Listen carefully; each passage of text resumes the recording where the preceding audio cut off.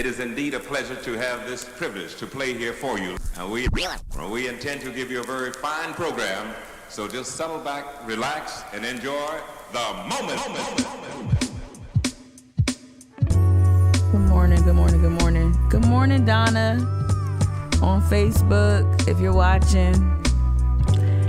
Donna, you look real cute in your your Instagram, your Facebook post. Good morning. Good morning. Oh man, not on the struggle bus today, but definitely, yeah, got a lot of like mixed feelings going on today, about news, about like, and I mentioned this a little bit. I talked about like, I talked about checking in on activists, checking in on people who are typically at the forefront of, at the forefront of maybe fighting for social justice, fighting for change. The fight is just like certain fights are just feel like they're just incessant, nonstop. There's no end. It's difficult. You have to have endurance. You have to pick and choose your spots. And I think that's where I'm at now. Not where I'm at. I've been here in terms of like, this is why people might think I'm mean if I don't always go to things or say yes or reply to things. I learned early on that, fighting for change, lifting up issues that impact people, marginalized people, I learned really quickly that can burn you out if you are just this whirling dervish that's just responding and reacting to things as opposed to dictating or creating a set of priorities, defining those priorities, putting boundaries around your priorities. Good morning, D. Bartlett on Twitch.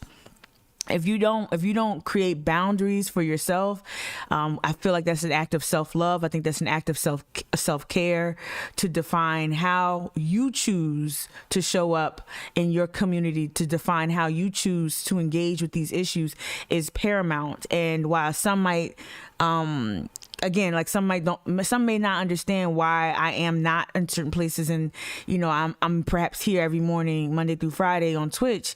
It's just exhausting. I'm saying all that because the news reminded me. Hey, Jessica. Hey, Whiskey Neat. The recent news coming out of Charleston is so confounding. Hey, Meg. Confounding. It's difficult. It's tiring, and it's designed to be that way. White supremacy and all forms of oppression, that's the key feature. They exhaust you. It's not good morning, Same Facade. These oppressive forces, that's what they're supposed to do. That's how they're supposed to operate. They're supposed to exhaust you and make you feel almost powerless. Hey, Jonic James. Good morning, y'all. Y'all are on point. All right. So yeah, I'm going to get into some news, and just like, if you hear fatigue, that's what it is. The fatigue is just knowing that the fight really doesn't ever end, and you have to recalibrate and figure out, you have to recalibrate sometimes and figure out where to direct your energy. And this week was a reminder for me. It's like, hey, you can't do everything, so don't even try it. What up, Elizabeth Roberts? Good morning. Elizabeth Ray Roberts. Good morning. On Twitch. Good morning if you're watching on Facebook. Shout out to the 2 viewers on YouTube that are probably watching or watching later. Shout out. Yeah. So yeah, it's a lot going on in Charleston, but I want to encourage that sound. Maybe that sounded it sounded a little less hopeful. I don't want folks to give up. I don't want folks to just kind of like, fall into these feelings of resignation. I mean, have your moment. I've had my moments. I'll have my moment later on today. I'll definitely have my moment after 3:00 today, where I'm just a little just like, let me just sit in this despair for a second. Let me just sit in this, this frustration. Allow yourself moments of grace to do that, but then try to formulate a plan and figure out the best ways to fight. And for my white viewers of privilege, I try not to center whiteness and center white like that thing where we make white people feel comfortable around fighting forms of oppression, or around, I don't try to make white people feel comfortable. Nor do I typically talk directly, except on Twitch, my co-conspirators, and on on live stream. But in terms of my messaging, I'm never centering whiteness. I'm never centering white folks, and I'm not worried about white people's feelings and any of that. I don't subscribe to no white fragility. I think that's just a way to make white people feel comfortable, and not really engaging with issues that are of serious importance. But I think to all the white folks of privilege, as I'm saying, allow yourself grace, as I'm saying, have a moment of frustration, take a step back. I also want you to know that if you have privilege, that's where you step in, right? So your privilege and your status and your position in this world, in this country, in this city, in this state, is one that can create change. So if you think I'm fatigued, imagine other social justice organizers, and I just want to tell white folks and people with privilege. Jessica, you said something to me one time. And I hope this is okay for me to share publicly. Jessica, you said, it's a marathon. And if you could hand me a cup of water to keep me going, that's what you were committed to doing. And I'm deeply appreciative to you, Jessica, and to many, many, many followers who are constantly handing me cups of water along the marathon. And that's what white folks need to do. And that's how you need to show up. So I guess what I was trying to say earlier, if white folks, if you're tired, imagine a queer or femme organizer, a black cash poor person. Imagine how tired and fatigued other folks are, who have to jump another set of hurdles around our identities. So don't disengage. I think that's what I'm trying to say as well. What I've seen is white folk just take the frustration and take that as license to disengage, and y'all don't have the luxury to do that. If I don't have the luxury to not disengage fully, you don't have the luxury to not find your way through this and figure out how you can best dismantle white supremacy and other forms of oppression. Right? All right. Cool. That nice little lecture. I hope I didn't lose too many people. Yeah, let's switch over. Boom. Post and Courier. I know y'all, I've always struggled, but I'm still doing it. Like, I really do want y'all to access local print media with your library card. I really, really do. For me, the access is tricky though, right? So I seeing news quicker, timely news, this morning's news and headlines, for me to stay engaged with what's being printed and reported. Good morning, Nicole. For me to stay engaged with that, I use my subscription to the Post and Courier, but I want to remind you all, please make sure you try to use the library card and check this. Good morning, Kia. Check this out. Not just to stick one to the man, or I don't know if that makes any sense. Now I want to stick it to the man, I guess is what I'm trying to say. I'm so old. Not just to to put Post and Courier in its place. It's not a personal grievance, right? My issue with the Post and Courier is not this petty personal grievance. They have legendary, historic issues within the paper. It's baked in the DNA, and how they go about business, how they go about their real estate deals, how they go about, not creating enough diversity in their newsrooms, how they go about covering news within Black communities, how they go about making political decisions not to report on things like Harry Griffin and his participation in the Proud Boys rally. Things like that are real. I don't care if they win 2 more Pulitzers, in my lifetime, they still have issues. And so it's not just about that. And so when you want to, if you hear my frustration with the Post and Courier, just remember, this is historic. This is long. I don't have the book in my, fingertips reach. This is a very, very long battle with the Post and Courier. But when I tell you to use your library card, it's not just to get around that. It's also because the library is just a very valuable resource. as Bell Hooks has written, as others have mentioned, the library is one of the most subversive institutions we have in this country. You can rely on your library systems for so much information, so much news, current events, genealogy, you name it. So please make sure you use your library card, even though I haven't said it in a while. So this is the Post and Courier. This is the digital edition. All right. Yeah, this is the digital edition. It's heating up. Shout out to Evelyn yesterday morning. We had a little exchange about this old Murdaugh family and how it's dredging up old dirt. It's kicking up old dirt. So this is a young man, this openly queer young man who was hit and run. It was a hit and run or something let me read it. Investigation into Murdaugh slayings shines new light on old cases. SLED has opened an investigation into the unsolved death of 19-year-old Stephen Smith, whose body was found in July of 2015 in Hampton County. A grand jury has been impaneled. I've never seen that word before. A grand jury has been impaneled to investigate possible officer conduct during the investigation and the 2019 boat crash that killed 19-year-old Mallory Beach.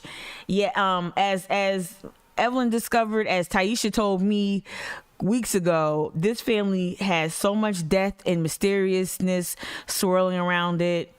It's kicking up old dirt. I see it. Good morning, Jazz. Good morning, Jazz. I just saw your comment about the cups of water.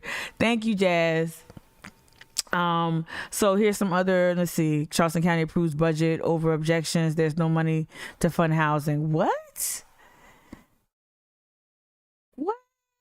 There's no money to fund housing. Yeah. Says South Carolina rules for flounder. I do not care about that. My mom might. How much do you know about the famous fathers? What? Anyway, Charleston Scene. Y'all know I don't like Charleston Scene. Oof. Ugh. It's like Yoplait yogurt. Like, it's like plain Greek yogurt.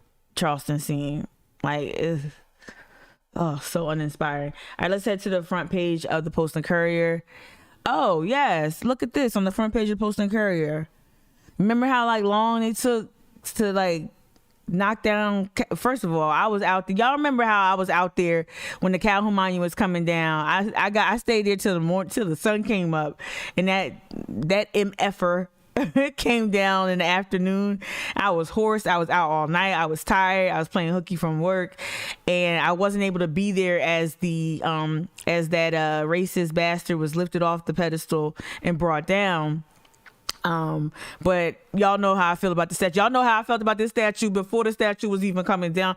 Cause you know, inside Denmark VC's garden, we learned the tradition of resistance, the tradition of rebellion, and the tradition of recontextualizing the monument, that my black ancestors led that charge. So it's always and forever when it comes to Calhoun, and I don't care what kind of little racist surprises they found in there. I don't care what kind of little,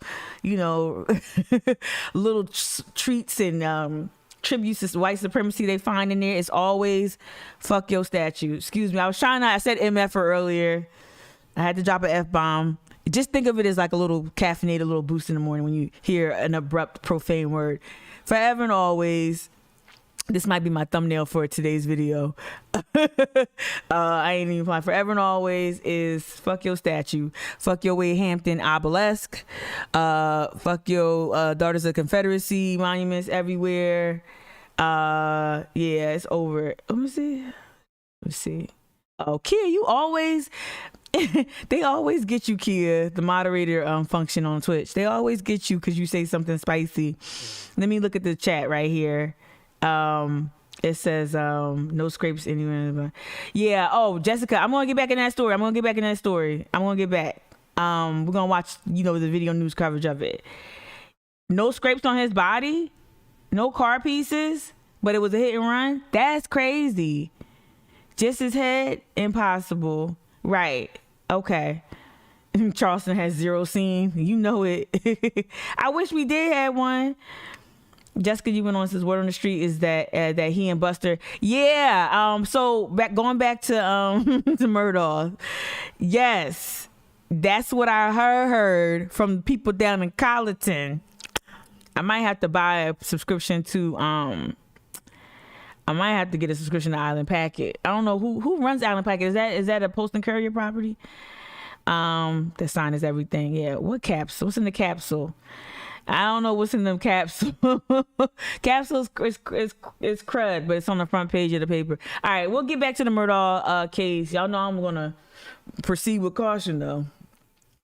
Cause all right. So yeah, they found some like, yay, white people. Like this, again, this city has a legacy of just preserving nonsense. Preserve the black stuff. So yeah, they found documents inside a glass jar, perfectly preserved. It was a cannonball. I remember they found a cannonball, which didn't even look like what you think, because cartoons got you thinking cannonballs look like this. But like cannonball, or maybe it shrunk because of whatever, because it's like over 100 and something years of racism. Maybe that makes it like contract and get smaller. Yeah. I don't care. I don't care. So yeah, the front page of the news also has the Murdaugh case again. They better, this is where I'll allow this. This is the Judge Mika will rule on this. Swing for the Pulitzer on this shit. Don't get scooped, because there's gonna be some Southern mystery writer about to get something written for Matthew McConaughey coming up soon, right? Like, don't get scooped, Charleston and Colleton County. Don't get scooped by outside creators who are going to just run with this story. Go ahead and swing for the Pulitzer with this one. I'll allow it. Put Jennifer on this, right? Put Jennifer Berry Halls on this one. Let her write a poetic story on this. Shout out to Steve Garrison. I really like Steve Garrison. I really like Avery Wilkes. I like a bunch of reporters at the Post and Courier. I don't like the Post and Courier, but shout out to Steve Garrison. And I encourage you to use your library card to read this story later. All right. So that's the front page. Let's get out of there. Let me look at the chat here on Twitch. What we got here on Twitch? Kid making jokes about what's in the capsule. You feel attacked on Twitch. Don't feel attacked. Jessica says, yep, this is going to be a movie. I texted Evelyn yesterday. It's going to be a Dateline special, 48 hours. It's going to be a movie. It's going to be, they're going to do one of them little shoddy docu-series in the interim. You don't even have to change none of the details. Because they've been out here wilding forever, because they got power, they got prestige, they've got legitimacy, a lot of influence. And again, the other part that I really do want to kind of bring the temperature down with in terms of this story is that people in their immediate gravity are dying. Housekeepers dying. Young teenagers dying. Like, it ain't funny. But they literally get away with murder. And to me, when you sow seeds of murder, and I'm talking about this family's history with sending 14 people to the electric chair, when you sow seeds of murder and destruction, you have to reap.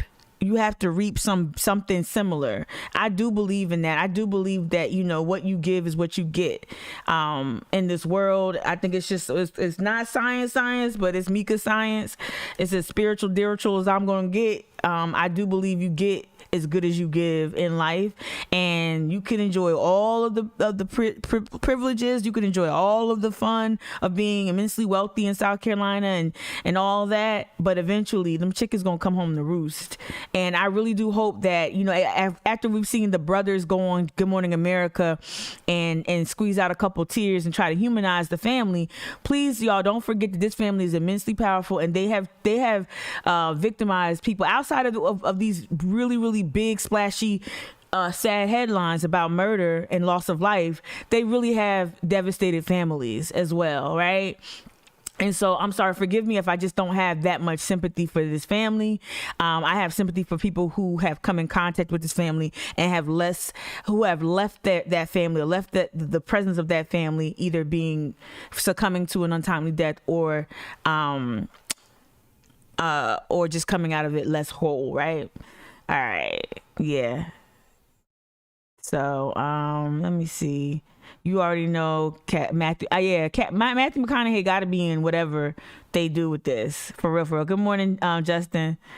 57-year-old housekeeper dies in a slip and fall, right? Didn't she fall down the steps? That was crazy. It was beyond nutty. All right, cool. All right, so let me not cool, but let me transition. No, yeah, it's gonna be my screensaver. I'm gonna leave that up, that tab up, but I'm gonna close this one. Let's get into YouTube news. I did want to share something with y'all. Let me see if I can do this. I did want to share something with y'all before we jump into the news. I mentioned it because I have so many projects going on, and I've got so much going on. I haven't really had time to really engage with, or share some of the projects I've been involved in. So Black Beyond, for right here, a radical space for artists and activists to define alternate realities for Blackness. So I participated in this online exhibition designed or coordinated by students from the New School, right? It was amazing. And I wanted to try to go to I wanted to go to the site so you can see what this was and why. It's just an amazing effort. Shout out to Jaslyn, who spearheaded this effort. Jaslyn had an amazing vision. She also had amazing other students with her, other planners, other coordinators, build out this amazing online virtual exhibit, and this is what I want to see more of in Charleston, right? And we're gonna get to the news and all that, but I want to see in terms of culture, I want to see more these diverse forms of expression when it comes to Blackness. Blackness is so flat and so gray, if that makes any sense, here in Charleston. And even though I'm a woman of a certain age, like I'm older than these students, I felt very privileged and honored to be asked to share my artistic vision, to talk about whatever I wanted to talk about, which is I wanted to talk about black womanhood. I wanted to talk about what defined me, what helped shape my political point of view, right? I got you, Key. I'm reading. We're gonna get back to all of that, but it's a little lag on the chat, so that's why I'm responding to stuff a little late too. But anyway, I wanted to lift up the Black Beyond exhibition, and I wanted to, if we can, get into the space. So this is a New Art City website. New Art City is like a virtual art exhibition space. And once this loads, hopefully I can play it without dropping frames. There is, so this is the exhibit, y'all. Doesn't it look so futuristic? So there is copyrighted music in the portion that I participated in. But I wanted to share just a little bit because the vision is just so staggeringly like out of this world. I haven't seen anything like this. I don't know if I can. Oh, let me see. You just click. Let me see. Press it. It's so tricky. Yeah, it's tricky because, oh wow, it's better on my phone, I think.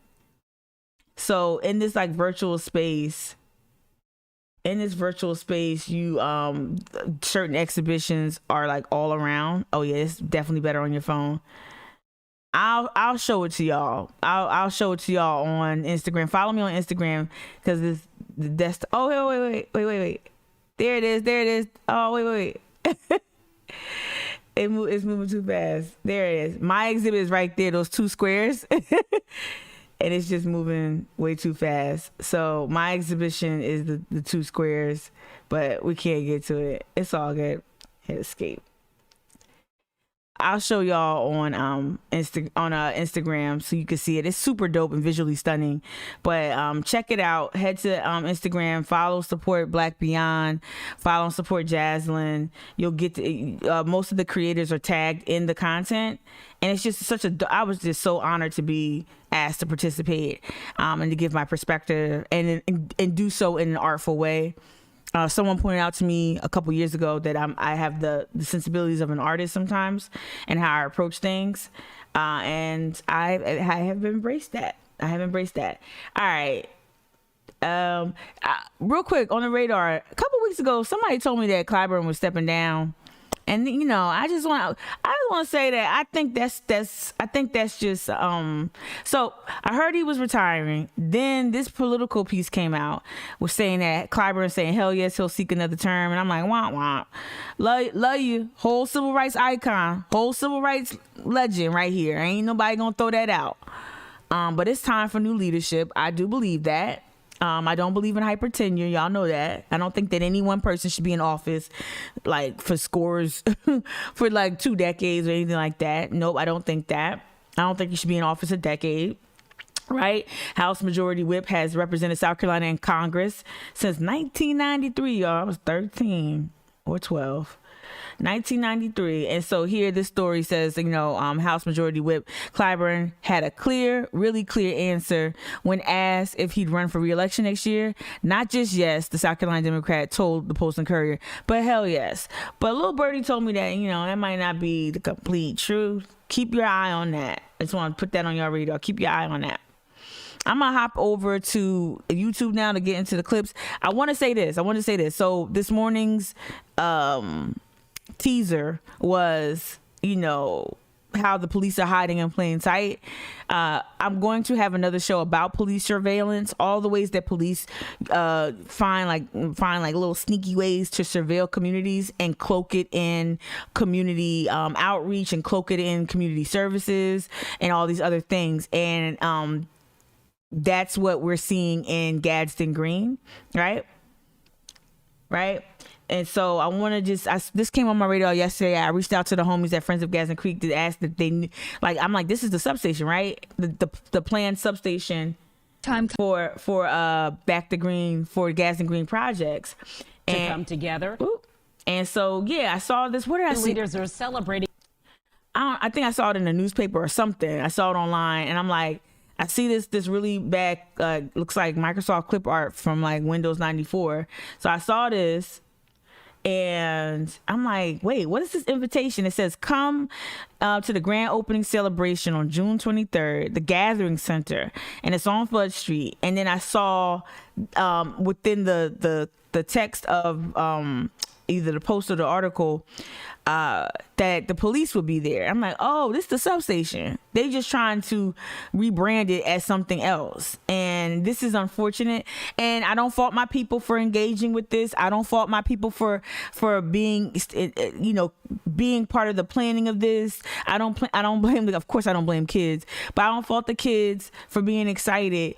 This is how the police surveil us. And it looks innocent, just like them playing basketball in our neighborhoods, just like the summer camp programs where they put kids in vans and ride them around like criminals. I hate to use that word, like without clarity. This is the way for them to it's PR, it's propaganda, and I want folks to be skeptical. I want folks to be skeptical. I want folks to know that. And this is not good for me. This is not a good thing. I know, again, yesterday I talked about the it's a start people. No, what we're asking for is less police presence in our schools and in our neighborhoods, because we know that impoverished people get policed disproportionately. We know that Black and impoverished people get policed disproportionately. We know that poor people who are struggling with mental illness get policed disproportionately. So in an area like Back to Green, and I'm not trying to mischaracterize the neighborhood and its composition, but we do know that there are pockets of poverty there. It is a housing, it is a public housing complex, and there's a real issue with poverty there. And I know that this substation is just going to bring just more attention, more surveillance to this community. So a police station by any other name is still a police station. And I want folks to move with that level of skepticism, healthy skepticism. I'm not saying going out there with lit torches and like, burn it down. I'm not saying that. I'm saying that understand what it is so you can understand how to engage with it. And you can also, police doesn't always mean something safe to people. I always tell some of the organizers that if they sense danger, if they're out, in a direct action, participating in direct action, for organizers, I say, call the press. Don't call the police. Call the press. Call every press contact you have in your phone. Tag them on Twitter. Tag them on social media. Don't call the police, call the press, or document it yourself. But the police do not don't always signal safety to folks. And so there are other things, other numbers, other resources. We have to train folks to call, like everyday folks. So if they run into danger, what numbers can they call? What numbers could have the folks at the Palmetto Behavioral Health called to help with Jamal Sutherland? There are resources already in place, albeit perhaps underfunded, but there are other avenues other than just saying, oh, the police are here to solve everything. And remember, police are in place to protect property. And it's no coincidence that this substation is opening around the time that DHEC has made significant movement toward approving West Edge's filling of the creek. That's no coincidence that all of these dominoes are falling at this time. And if you remember our discussion about the TIF districts, you understand that these plans have been put in place. Some of these plans have been put in place for over 20 years prior. And so now we're seeing what's coming up from those efforts, right? All right. So, wait, who's frozen? Am I frozen? Am I frozen? Give me a thumbs up. Let me know in the chat. Am I good? Was I frozen for a second? Okay, I don't know. It looks like I'm good though. Yeah. I don't know. Let me know.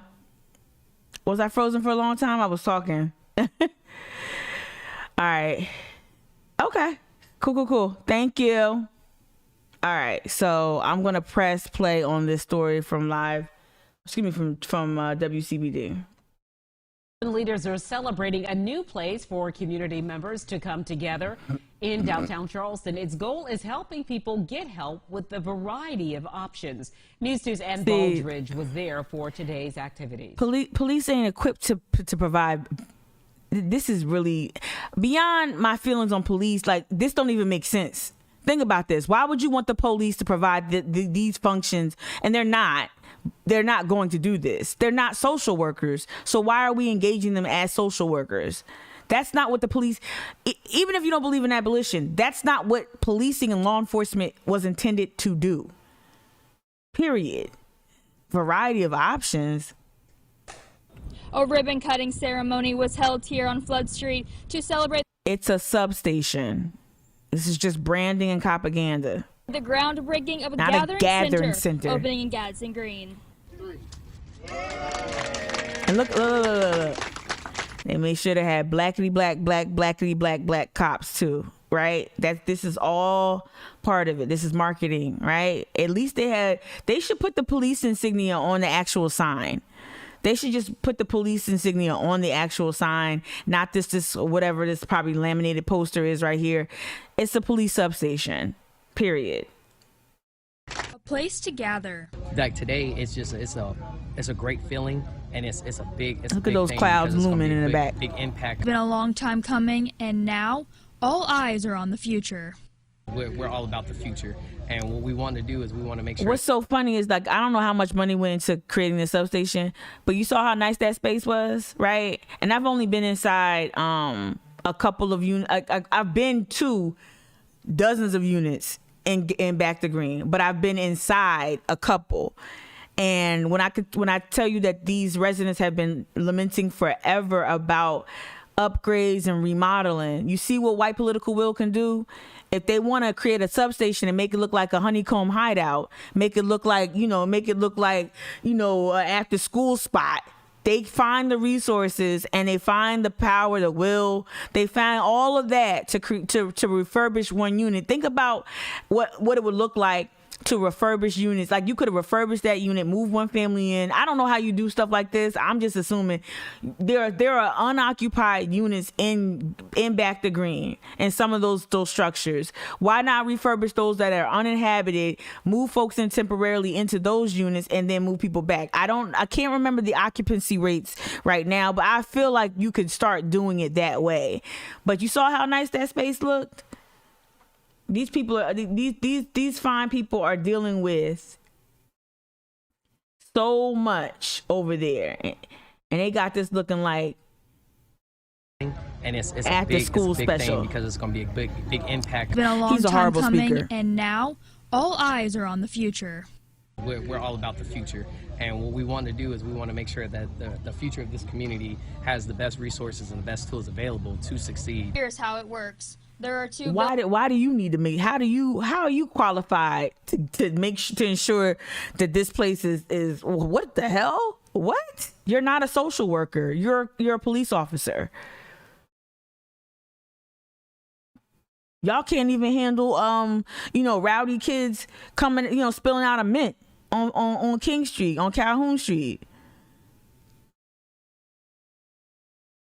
Like, I don't understand how you're gonna tackle like systemic poverty. Like, what the hell? And what? I just don't even get it. Refurbish the entire housing development, and don't. But they are gonna. They're saying now that they're refurbishing the units now, Kia.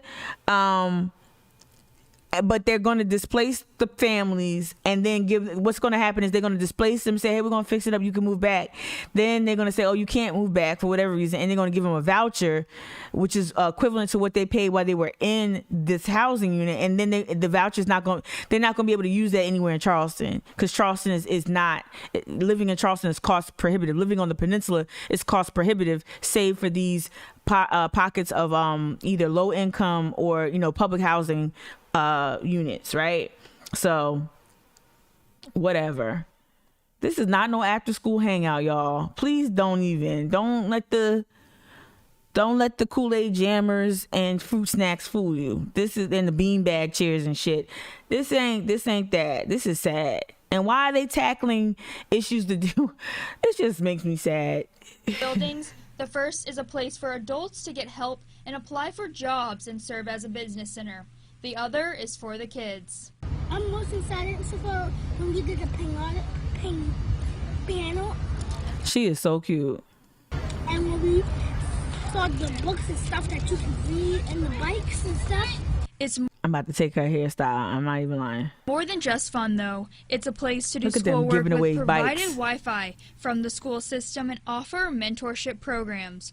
Children will also receive help with volunteers from the Charleston Police Department and College of Charleston. It looks like, when we have the little girls who are smiling and can't wait to get in here, can't wait. Now they're saying they have access to a computer, internet. Why they should have access in their own homes. They should have access in their own homes.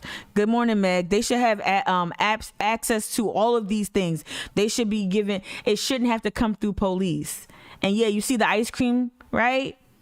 You see the ice cream, the bikes, the beanbag chairs, and all that shit. Like, this is not normal. I want y'all to know this is not healthy. And again, if you don't believe in abolition, if you don't believe in defunding the police, that's fine. Go over there real quick. But time out for you. Take a little time out in the corner. But what I would say is this: that no matter where you fall on the whole prison abolition or dismantling the carceral state, no matter where you fall, understand that the police should not be providing these services. Why are we paying them more money to provide these services when there are people who have gone through years of training, schooling, certification? There are teachers in that community. There are church leaders. There are so many residents in that community that we could pour resources into and get a better result. Y'all have y'all hands full. Y'all remind us every week with a story that your hands are full and that you've got to close down streets and you've got to, come up with a whole new strategy on how to police the business district. Y'all hands are full. So why take on more responsibility? Why act like some sort of social worker when you're not even designed to do that? You're there to protect property. And we know that this substation is here because this area is ripe for development. We know that DHEC rubber stamping the permit for West Edge and this substation. This is all part of a greater plan to seize this property, to take this land and develop it. and that's why the police is there. And don't get it twisted. Just like, and this, I can get into this whole thing. Hey AJ, let me read what AJ said. I ain't seen you on this in a minute. Hey AJ, good morning on Facebook. AJ, you said this is economic displacement. What should be done is that the funding allocated for this center should be given to actual organizations that do the work. Thank you. Shout out AJ Davis, y'all. If y'all don't follow him on Facebook. Yeah, I'm gonna hit like too. Putting this as a police action is a direct slap in the face. It is. It's a slap in the face to people like AJ who've been embedded in this community, who've been committed to this community for years. It's a slap in the face to a number of folks here who've been organizing in this area, providing mutual aid, providing other types of direct services. It's a slap in the face to folks who have to scrounge and claw, write grants, do all this rigorous work to just get their hands on just a modicum of resources to serve this community. And so this is designed to be a feel-good story. It's not a feel-good story. This is more, and I want to underscore this. This is surveillance. So when you create these relationships with these kids going to come up to you. You're going to gain their trust because you're applying them with popsicles and bikes and beanbag chairs and snacks and chips and shit. So now the kids are more likely to talk to you about what's going on at home, what's going on, who's this person, who's that person. And now you've got people, and not just kids, adults as well, who have a trust, who have established trust with the police. You're gonna have folks just looking at these police officers differently. Shit, they're calling the substation a gathering center. So that right there shows you that this is designed to anesthetize folks and to lull them into a false sense of security. The police are not your friends. They're not your friends. And you can even have a favorable opinion about police, and you still should know that the police are not your friends, period. Even if you're very pro-police, the police are not your friend. Yeah, your Uncle Jimmy and your daddy and your mama and your Aunt Susie who's on the force. We know that those are real flesh and bone people, and I'm not trying to dehumanize people, but the institution is not designed to be friendly. The institution is not designed to provide social services. It's not designed to do that. The institution, again, came out of the Carolina colonies for the specific and express purpose to police black bodies who were property. That has turned and morphed and mutated into our current carceral state in this country, where we incarcerate more people, right, per capita, more people. We have more of the incarcerated population in the world than other countries larger than us, right? And we overrepresent in that area. And that's what the police state is designed to do. They're not designed to give out Kool-Aid jammers and Sunny Delight after school. That's not what they're here for. They never did that. They're not going to do that. And on the heels of a high-profile murder, the murder of Jason Cooper, right? This is the response. Not that. Where's the transparency and all that other stuff? And we know also, and I'm gonna get to AJ. I see your other comment. We know also that this is part of Luther Reynolds' plan. So what was Chief Luther Reynolds? When you meet him, is an affable guy. People who I'm in community with often tell me how nice he is, and I'm like, yeah, that's great. I'm sure he pays his taxes. I'm sure he brushes after every meal. I'm sure, he, puts his jacket down on the puddle of the woman across the street. I'm sure he's all that in a bag of chips, right? I'm sure. But y'all going ham on the in the Twitch chat. I got you. But Luther Reynolds has made it clear that he's launching a charm offensive.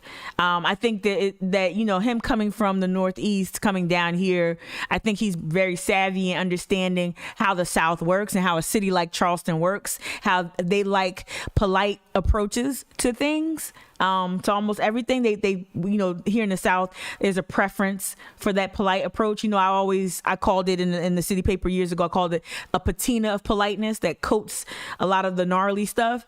And we know from the reporting that Michaela Porter did a couple years ago, shout out Michaela Porter, we know that he's looked into things like asking Chick-fil-A for tips on better customer service, because he thinks that having better customer service is going to help his issues, going to help community issues, like just nonsense approaches. But it's actually, now I'm seeing this broader vision where he's doing things that look like a charm offensive, right? This is, just charm them into a sense of security, charm them, and charm the wits out of them so they don't understand what's going on. And again, I'm not trying to say people don't understand that, but I think people are less likely to put this together because the campaign, this PR campaign, this marketing approach is so effective. Don't call it a substation. Call it a gathering center. Don't make it look like a bunch of walkie-talkies and handcuffs inside. Have beanbag chairs and games and snacks and Wi-Fi, right? It's a police station. And honestly, what you could argue, it looks like a kid's police station. Like, I ain't trying to trip. It looks like it's designed for kids. Once you make contact with the law enforcement, y'all, it's never like just simple, cut and dry. Once you've made contact, once you've connected with them or got on their radar, landed on their radar, it's not over and done with. All right, AJ, real quick on Facebook, you wrote these same residents will not be there past 3 to 5 years, right? And the center will mysteriously disappear when new residents move in. You ain't lying. When those new residents, and he put quotation marks around, air quotes around new. Yeah, when that MUSC workforce comes, when that moneyed, upwardly mobile, affluent, young, Instagram friendly, when that new population starts to take over, that substation won't be there. None of that policing will be there. Nothing that even resembles what they're doing now will be there. And AJ knows of what he speaks. Oftentimes AJ will say something and it'll come into fruition real quick. Let me just finish this, and then I'm gonna get back to the Twitch chat. It's definitely a good feeling of success for today. I love it. This area is now open and serves as a place for the community to come together. I should just go Reporting in there. in Charleston, I'm Ann Baldridge. Count on 2. I should go in there and see how friendly it is to the community. I should be like, yo, where the snacks? And just go in there. I need to find FBO law enforcement. And maybe I just need to like Photoshop it or something. Or just maybe I just need to recreate the photo. For every systemic ill, I just need to recreate the photo. Okay, here on Twitch, let me catch up. Y'all reacting to the babies. Yeah, the kids are so cute. Meg, you said your son was invited to Camp Hope, a free summer camp run by the Charleston Police Department. You were shocked, Meg, that they were wasting money on this. You said it was run by SROs, so school resource officers. So they take money from CCSD, where this could be a huge need for school counselors, and create a propaganda camps. Absolutely. Yep. They got intel now, Kia said. Absolutely. This program is for kids on the east side in the public housing. Yeah, now this is back to green, so this is on the west side. But it's going to be a version of this on the east side if it ain't one already. Evelyn, you wrote, most of our states individually incarcerate at a higher percentage of people than most countries. Thank you for helping me clean that up, because I know I said it real janky. The principal invited him to the camp, Meg, that you were talking about with your kids. I let her know that how problematic it was. Keep talking. And that's the thing here in the South too. It's really that's one thing that has been really difficult. At the beginning of today's live stream, I talked about how difficult, because this is a daunting marathon filled with all these different types of obstacle courses and hurdles and things that you have to overcome. But one thing that I've really noticed that is like, that's a gut punch, is how willing folks are to embrace the police. During a time where, not even during this time, historically in Charleston, the police have always presented problems for poor people, for black people, for people who don't speak English, so non-English speaking residents, migrant workers, immigrants in general. Like, the police have been problematic, and to see people kind of embrace them, and not to see, like, there's a hearty there's a hearty response to this propaganda agenda. So I won't say that there's no organizing effort around it, but I'm telling you, when you look at places like Durham has like so many organizations designed to hold the police accountable. Shit, they just were able to secure resources from city council to keep the police accountable, to speak up against some of these surveillance techniques that like technical surveillance. I don't know. I just feel like we don't have that here. We don't have that here, that culture of challenging the police and viewing the police as what it is. A very, very problematic,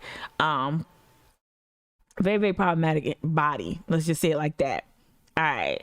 Johnny James, you says insidious. Any lawyer worth their salt will tell you not to fool with the cops. That's the funny thing. I fell down ambulance chaser. I stumbled upon ambulance chaser lawyer TikTok. I know that's probably as pejorative, but like a bunch of just different lawyers giving out advice about the police. Like any lawyer you meet will tell you just to keep your mouth closed. Like keep your mouth closed. Don't say anything to the cops. You come in contact with the cops at a stop, keep your mouth closed. And at the very least, you would think that folks would do that. Like keep your mouth closed. Yes. Yeah. Any lawyer would tell you don't mess with the cops. The cops are not your friend. They're not. Nicole, you asked do stuff that at the surface looks good, right? Really insidious, absolutely. Meg, you went on these SROs. I love it. I love your intensity about this, thank you for sharing your experience. The SROs are not trained to run a mother effing camp and do crafts. I'm telling you. Justin, you asked any chance this substation was coordinated effort? Of course, yes, it's part of the plan. Yep. And Evelyn, you said bet on it. You'd bet on it in response to Justin. And Kia, you said the entire gathering house feels phony. It is like a fake tree. I'm surprised this shit ain't a tree house. Like with a tire swing and a rope ladder. Like shit. And games and beanbag chairs and cheap ass furniture, cheap ass pleather couches with faux fur throws. Get out of here. Let me read Mev McIntosh on Facebook.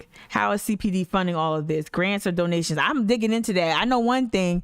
College of Charleston is invested. College of Charleston is invested, and I'm keeping my eye. I'm sorry, I'm gonna say this out loud. Y'all can go run and tell this. Keep my eye on Jen Wright over at College of Charleston. Some of y'all's fave. I've been kind of seeing her close to police in ways I don't like. I'm not saying she's with this, but the College of Charleston is involved in this too. So I'm keeping my eye on Jen Wright though. I saw something else pop up on my radar. No shade, but all shade. Y'all know.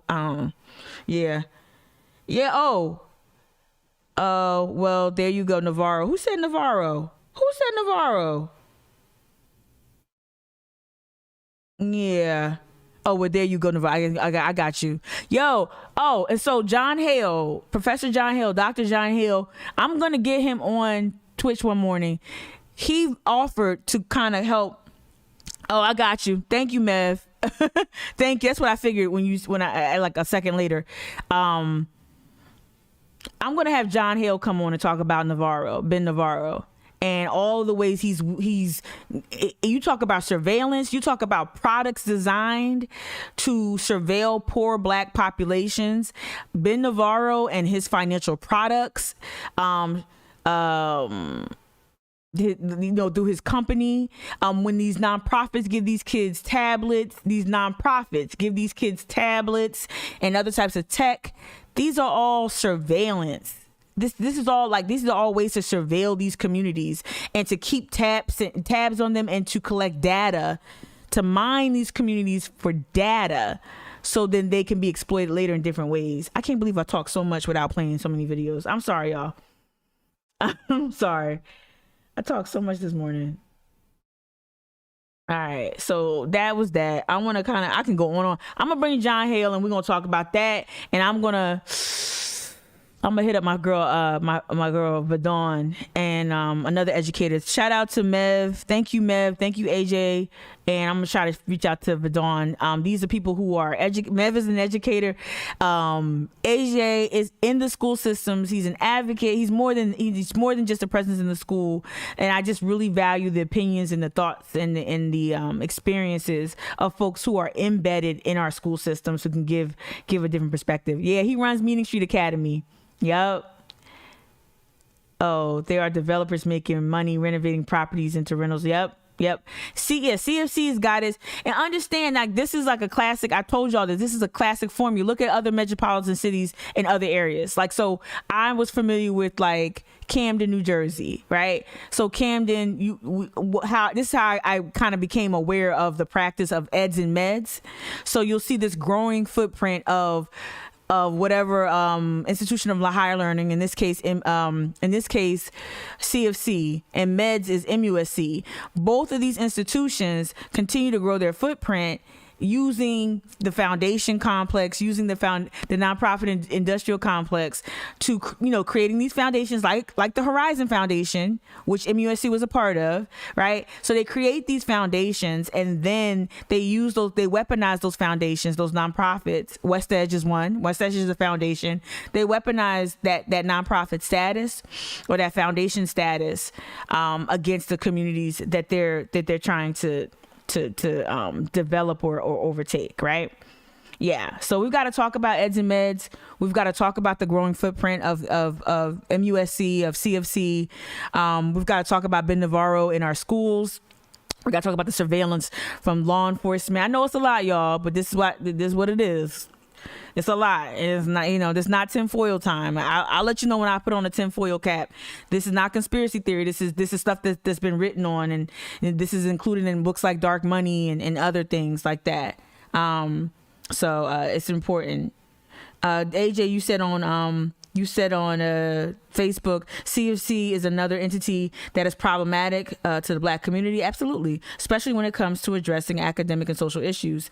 Bingo. I mean, you had a whole Confederate reenactor, enthusiast as the president, gleefully, proudly as president. Let me click this next story. I'm going to keep it moving. I'm going to bounce around a lot because I realize how much I've spoken and how few videos I've played. And let's go. Let's go ahead to the next story. Jamal Sutherland. Sutherland died at the Sheriff Al Cannon Detention Center back in January as two now fired deputies. Remember how Raphael described, I think it was Raphael, might have been Gregory Yee. We read Gregory Yee's reporting yesterday regarding the Sutherland case. He didn't die. He was tased to death.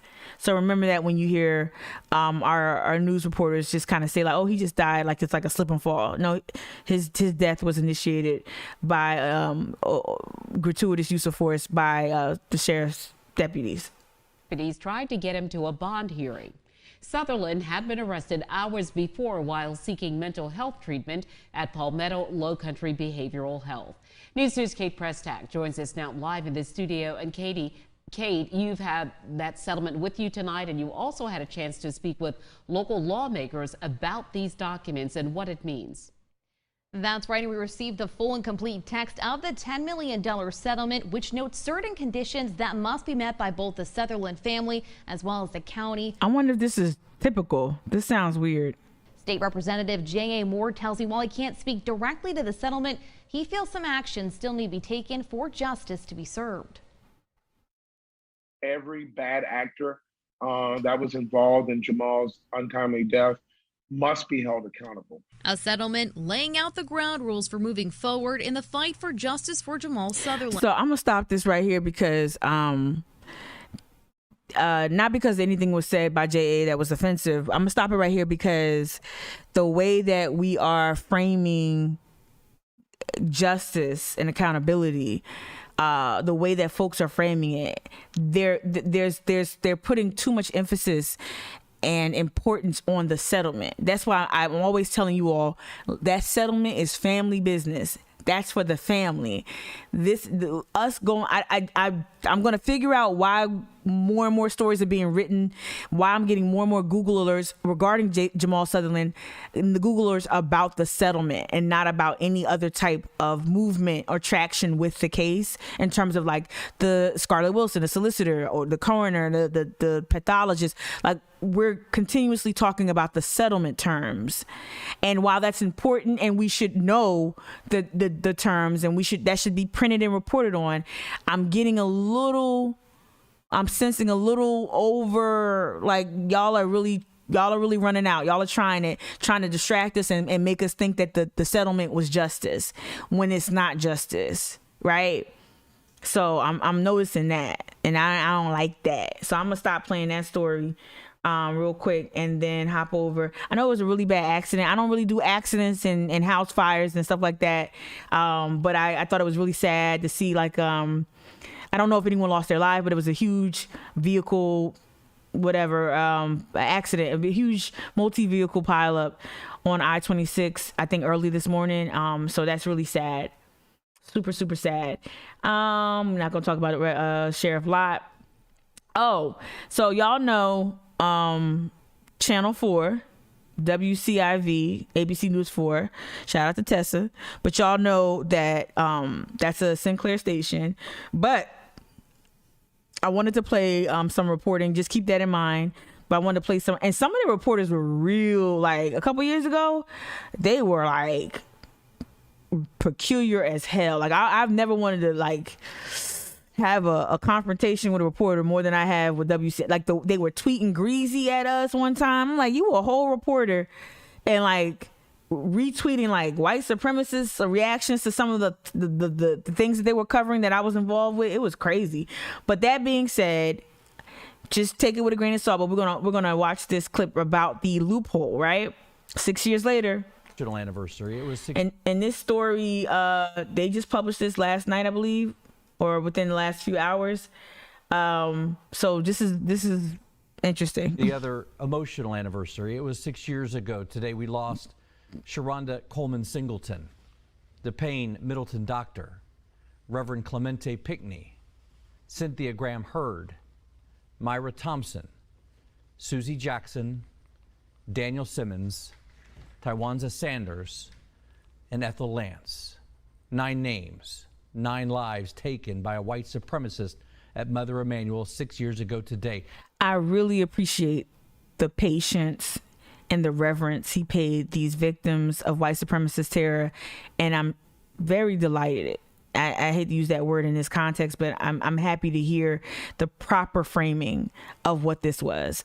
They were killed by a white supremacist. So I want to just take time and say that they nailed that. And that was the respect that these people and these families and that this community at large, that's the kind of respect you want to see paid to these folks. So that was important to hear that. You don't hear it enough on our local news coverage. 9 people whose legacy of love and forgiveness will never be forgotten here in the Holy City. Many people spent part of their day outside of that Calhoun Street sanctuary. Some left flowers, others just stopped to pray. Not just for the fallen, but also for the survivors, many of whom have struggled to continue on without their loved ones. And we've seen so many people offering their thoughts on social media today. Here's a message from Mount Pleasant Mayor Will Haney, a simple picture with the 9 names. It. Charleston County tweeted that same image, saying, "We will never forget the pillars of our community." So this and Representative Nancy Mace tweeted. This is where I get a little touchy, because these elected officials and these government entities will be quick to post some sort of memoriam, some sort of reflection post, yet not champion legislation, not championing any type of real change to make sure that this never happens again. About grieving the 9 souls tragically taken. And we know this bullshit ago, from her. Light, love, and forgiveness shown by family members and fellow parishioners. She worked for a son of a Klansman who was a birther, who was a white supremacist himself. So any type of recognition that Nancy Mace might have issued is hollow. And I don't believe anything she says around her thoughts here, whoever wrote this for her or whatever. But there's a reason why I'm playing this, because of the loophole. This is the story about the loophole. Has been awe-inspiring. Representative James Clyburn made sure to honor the survivors in his message today. He pointed to an ongoing issue that still hasn't been resolved. And this is the injustice. As we pause to commemorate the 6th anniversary of the Emmanuel 12, I like to call them, we must keep in mind that the efforts that we have undertaken to close what we now call the Charleston loophole must be redoubled. And it's not just politicians, but even the pastor at Mother Emanuel who says that loophole must be closed. Our Ann Emerson live at Mother Emanuel tonight, joining us more with this angle of the story. Ann? Well, Dean, you know, ever since the shooting here, the tragedy here at Mother Emanuel 6 years ago, lawmakers have been struggling to come to terms with it and how they can. Have they been struggling? I'm gonna go ahead and hop out. Have they been struggling? And see, that's the frustrating part. Is the frustrating part is that Mev, I see you. I know she was in them classrooms. I know Nancy was in them classrooms acting up, and she was probably getting ready to run for Congress. You know, they been struggling. Struggling would suggest that there was an actual desire to see the loophole closed. And I don't think that there's enough proof that would say, hey, that needs to happen, right? I haven't seen that folks have really expressed an interest in having that happen.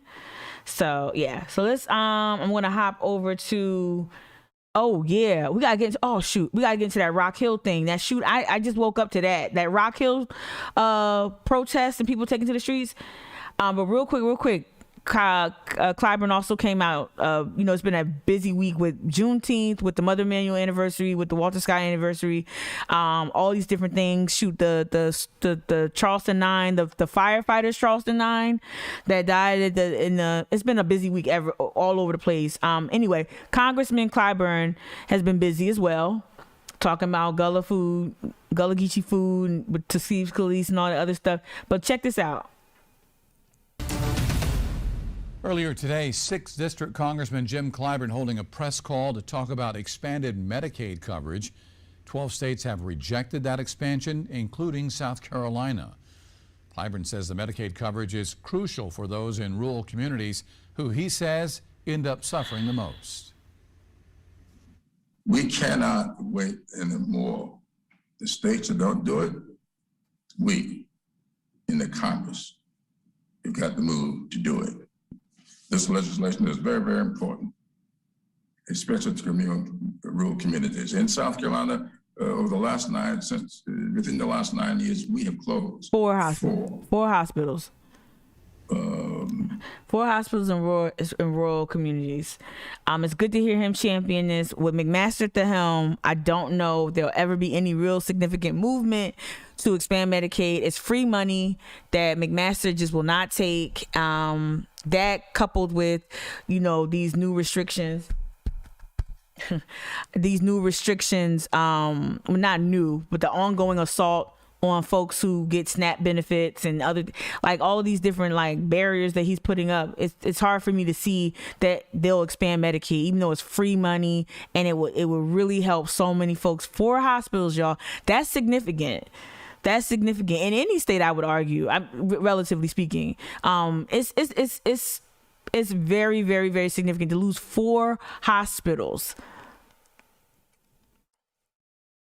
in South Carolina, all because we won't expand Medicaid. And then you got, remember, Nancy Mace's out here talking greasy about the ACA and all the other stuff. Sweetie Pop, honey dip, we need more access to healthcare in this state. This state needs way more access. That's why I don't get her talking points. I know, I don't get her talking points about the ACA. She doesn't play the game the way I would if I was in her shoes, and I would never be in her shoes, but she doesn't. All right, I wanted to get to this Murdaugh thing, and then we're gonna go to Rock Hill real quick. Follow the newly reopened case into the 2015 death of a Hampton County teenager. I see you, Mev. I see you, Mev, on They're Facebook. Investigating Stephen Smith's death after information was found during the investigation into the double homicide of Paul and Maggie Murdaugh. Now, according to the South Carolina Department of Public Safety, Stephen's body was found on Sandy Run Road in Hampton County, which, according to his mother, was close to his home. At the time, authorities said he died after being hit by a car, but no suspect was ever found. The incident report says Smith was found with blunt force trauma to the head with no evidence of being hit by a vehicle. It's been 6 years since he died. Oh, yeah, twin sister. Like 6 years to you? No. It feels like yesterday. It's just every day, you know, I have to relive it. Today, ABC News 4 was the only TV station to sit down with Stephen Smith's family. Our Tara Jabor spoke with both his mother and his twin sister. Tara, what did they tell you? No, Kia, she's not. Kia. Dean, Stephen's mother, Sandra, told me agents visited her home yesterday afternoon. They told her that SLED was reopening her son's case in I'm not trying to be silly. I'm not going to say something silly. I'm going to keep talking. connection with the double homicide of the Murdaugh family let the video earlier rock. this month. Smith's case is now with SLED Midlands and out of the hands of SLED Low Country. It's something she's I didn't been know they fighting had for years branches like to find that. her son's killer. I was back, but I will have a peace of mind to know whoever did this is going to pay. Stephen was 19 years old when he He died. looked just like his twin. Sandra says Stephen was her heart, a mama's boy. His twin, Stephanie, told us I didn't their know Sled had relationship branches. was like any typical siblings. ACJ Chaotic, 18. fun, loving. She says Stephen was flamboyant in the limelight of every situation. Stephanie now has a daughter, and she says that her child is everything Stephen wanted.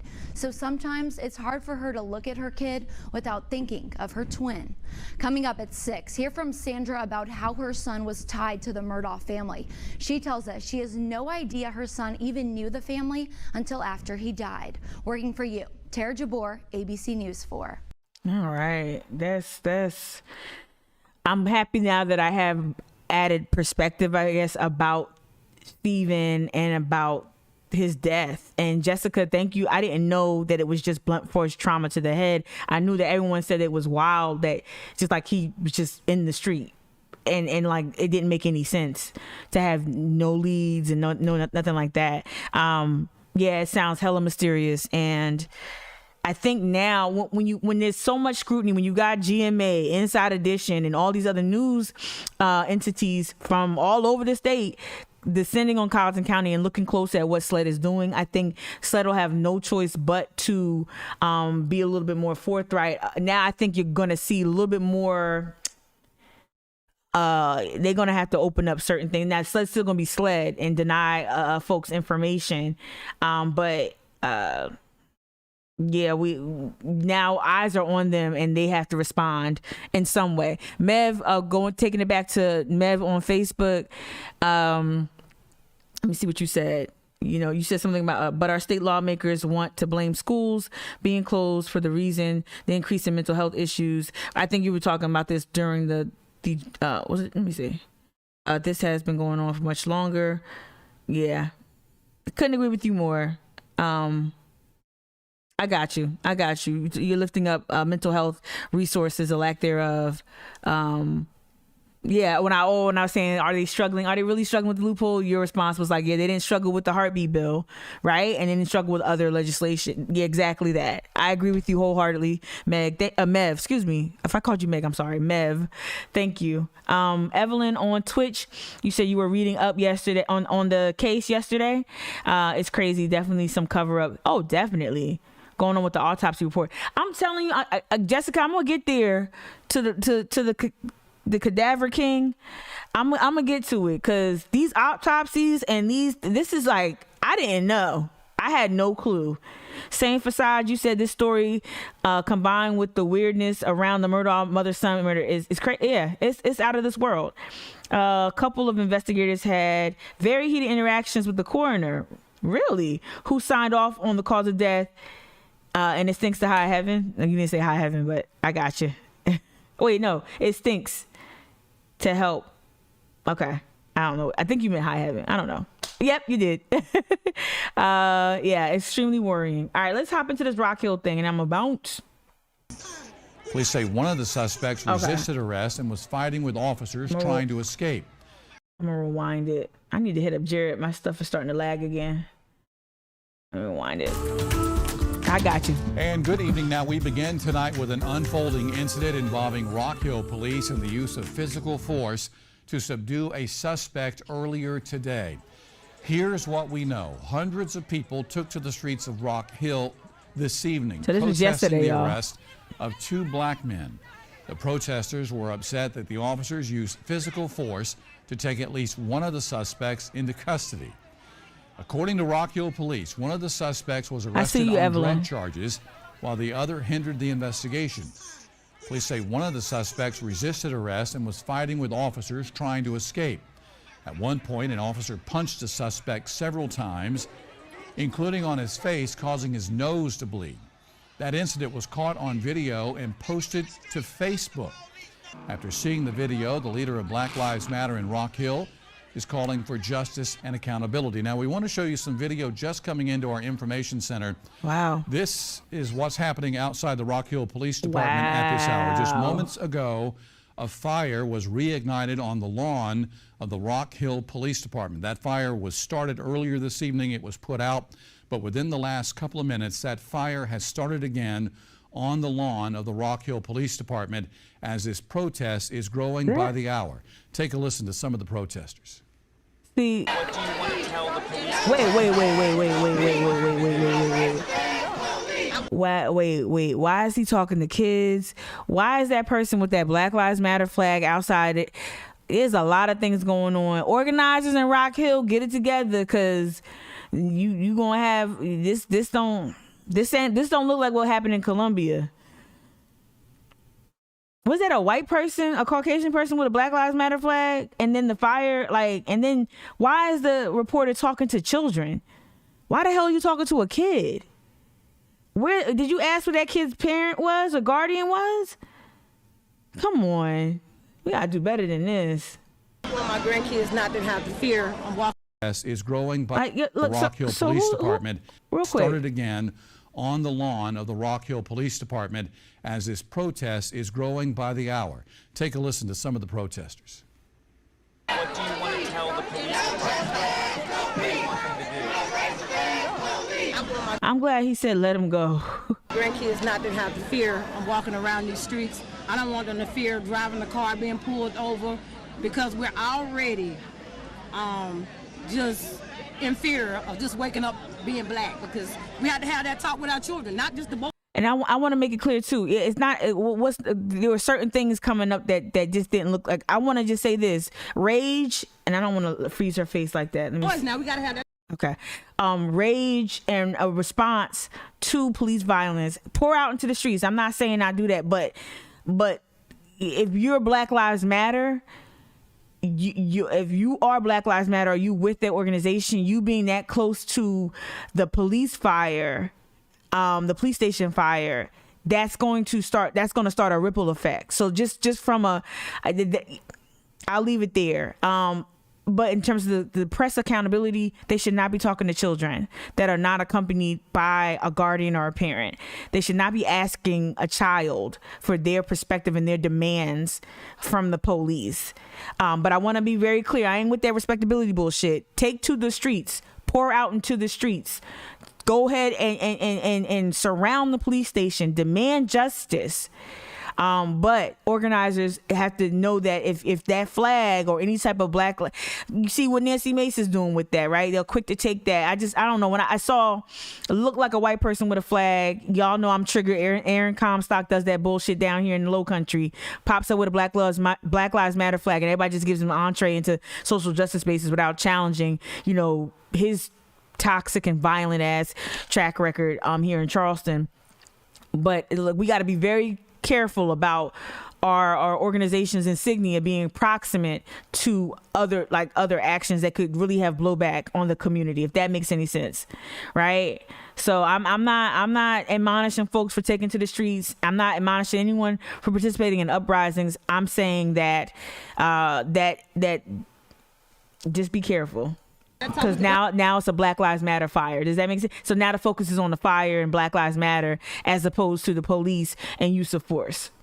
Because that could have been me. That could have seen me get beat up on camera like this. I don't even want to play the video. video. I'm going to show you that video again out of Rock Hill just moments ago. If we can show you that fire again, this happening as we speak. See that flag? A fire has been ignited on the lawn of the Rock Hill Police Department following the arrest of these two suspects today. In a statement tonight, Rock Hill Police say an internal review of the incident is now underway. And the other thing too, one thing I learned, I hope it wasn't Aaron Comstock. I hope it wasn't Kia.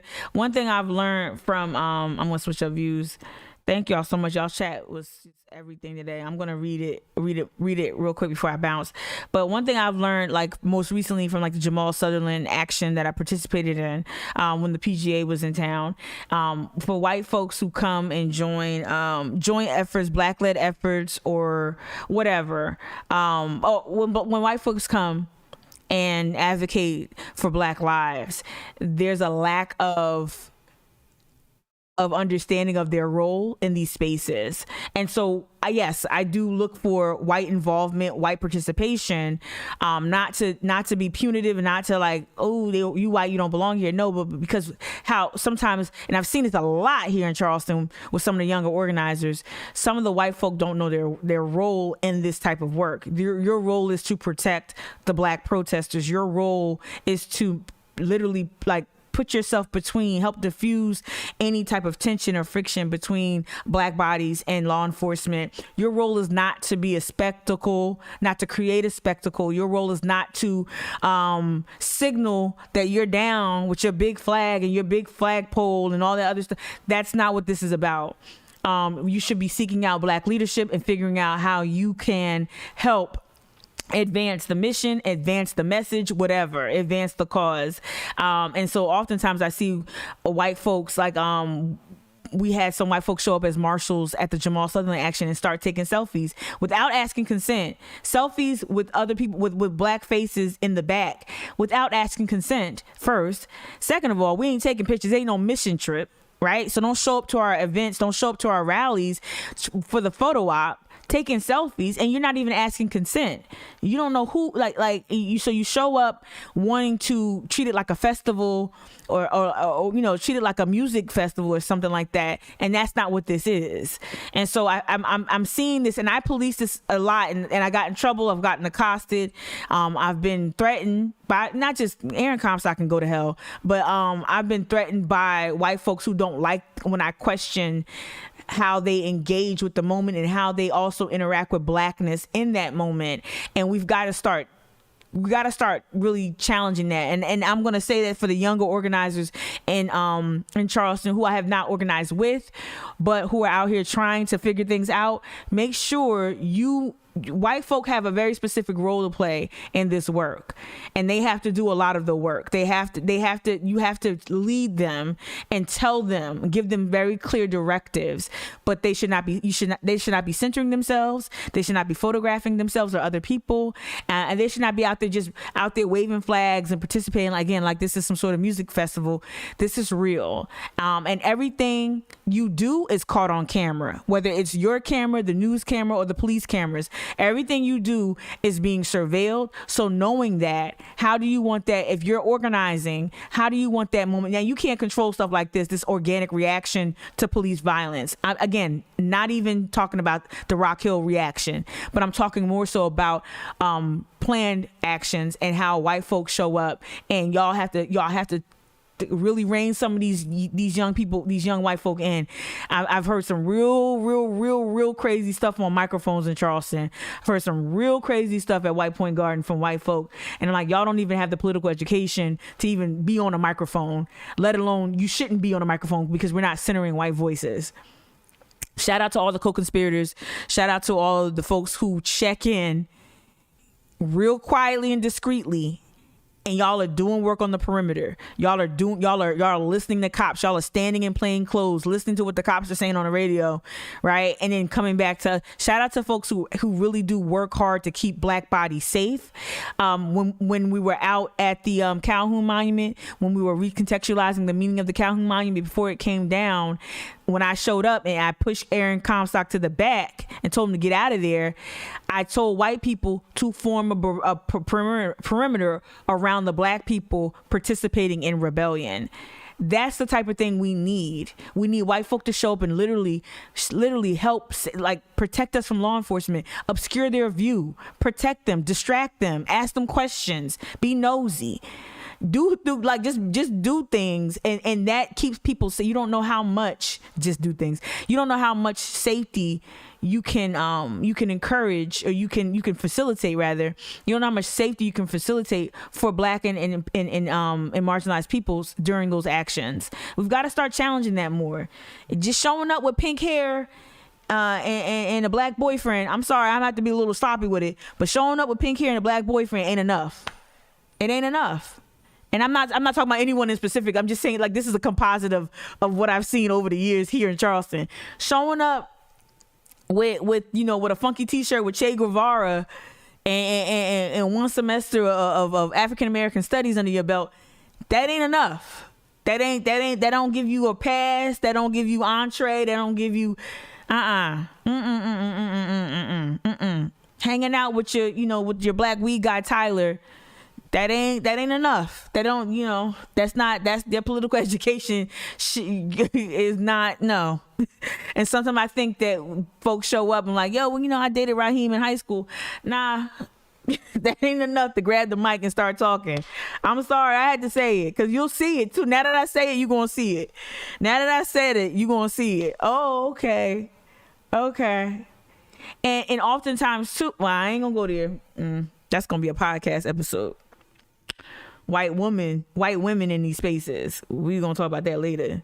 And I'm not against interracial dating. Don't even go there.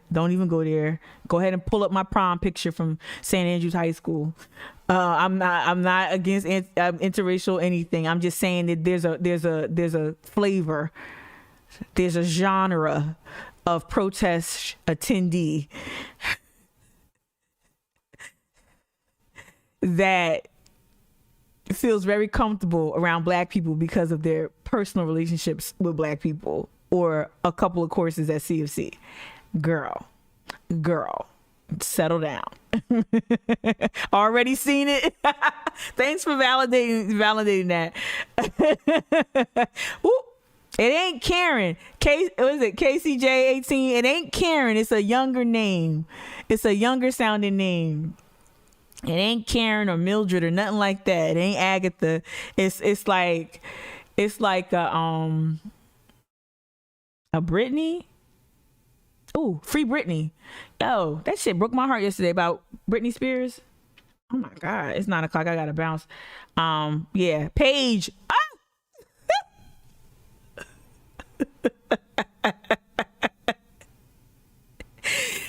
Paige. From this day forth, the genre of protester that I will be speaking of, Rachel's a little too old, a little bit. Taylor, it's Taylor or Paige. Ooh, Taylor is like really spot on. Nicole is good too, but nah, it's Taylor or Paige. Ooh, it's probably Taylor. Ooh, shout out to all the Taylors in my life. It's Taylor, right? With a high hat ponytail.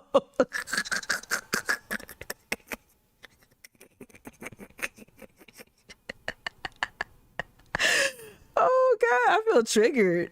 Like, and this genre is not new. Like, it's so not new, y'all. It's not new. Juniper. Meg, stop. Meg, that was extra. Juniper. Is there a Juniper on this? Zoe. Stop. Y'all gonna make me late for work. Yeah, I think I want to end this. I want to end today's stream by saying, like, free Britney. Free Britney. Shout out to India Walton too. Oh God, let me just do this real quick. Zoe. Shout out to India Walton, Courtney. No, because I got too many Courtneys in my life. I got a couple of really dope black Courtneys in my life. No offense, Court. Poor Brittany. Yeah, I thought about Brittany. I didn't know. I knew about the conservatorship. I watched the Hulu documentary. I didn't know it was like, I didn't know like her IUD. She can't even make her own decision. She can't even have kids if she wanted to. That was crazy. Like, it's free Brittany. Heather's a good one. But let me do this. Okay, I'm gonna careen the car real quick. Because Buffalo got a new mayor. Let's see. Oh, this ain't a video. Buffalo got a new mayor. Here we go. This was inspirational to me. Personal story, her politics, her race, unabashed. Today is only the beginning. From the very start, I said, this is not about making India Walton mayor of Buffalo. This is about building the infrastructure to challenge every damn seat. Dude, this is an upset, y'all.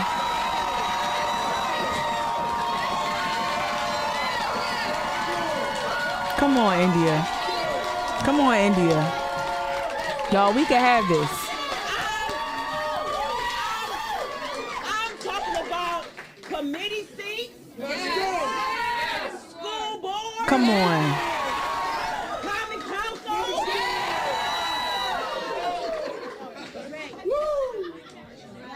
All that we are doing in this moment is claiming what is rightfully ours. That's right. We are the workers. We are the workers. We do the work. Come on. And we deserve a government that works with and for us.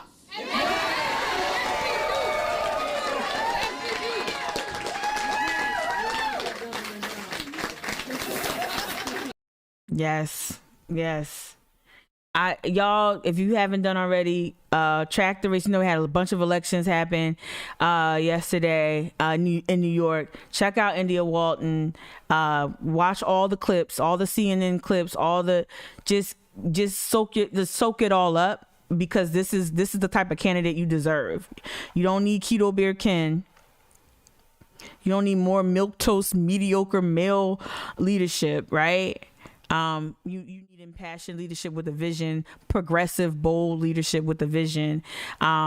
That's what you deserve. That's what Charleston deserves. That's what we need, because we've had a lot of the status quo, and it hasn't ain't really been that thing. You know what I mean? So let's fight for something else, and let's look at other cities. Yes, look at other cities and draw inspirations, because we can have a better, a higher quality, higher caliber candidates running for office.